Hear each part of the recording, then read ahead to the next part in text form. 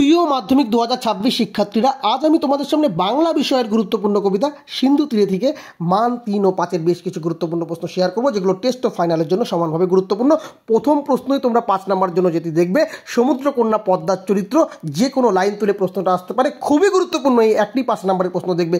2 নম্বরে যে প্রশ্নটি দেওয়া হয়েছে সেটা হচ্ছে অতি মনোহর দেশ বা স্থানের সৌন্দর্যের বর্ণনা, যে কোনো লাইন তুলে প্রশ্নটা হতে পারে, কয়েকটি লাইন আমি দিয়ে দিয়েছি। 3 নম্বর, পঞ্চকন্যা পাইল চেতন, পঞ্চকন্যা কারা, তারা কিভাবে চেতন ফিরে পেয়েছিল, নানান রকমভাবে প্রশ্নটা আসতে পারে, সেটা বলে দিয়েছি। 4 নম্বর, বাহুরক কন্যার জীবন, বাহুরক কথার অর্থ কি, কোন প্রসঙ্গে এই মন্তব্য, কীভাবে প্রশ্ন হতে পারে সেটা কিন্তু বলে দেওয়া আছে এখানে।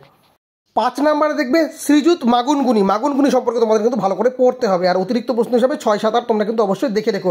দেখো বন্ধুরা, তোমরা যদি পাঠ্য বইয়ের কবিতাটিকে উৎস, শব্দার্থ, বিষয়বস্তু, নামকরণ ঠিকঠাক করে বুঝে নিতে পারো, তাহলে যে লাইন তুলে আসুক তোমরা কিন্তু প্রশ্ন লিখে আসতে পারবে। এবছরের জন্য গুরুত্বপূর্ণ কবিতা অস্ত্রের বিরুদ্ধে গান, সিন্ধু তীরে অশোকী একজন, পারলে প্রলয় উল্লাস দেখে রাখবে। এরকম আরও টেস্ট গাইড, নোটস ও সাজেশন পেতে আমাদের পেজ ও চ্যানেলটিকে ফলো করে রাখো।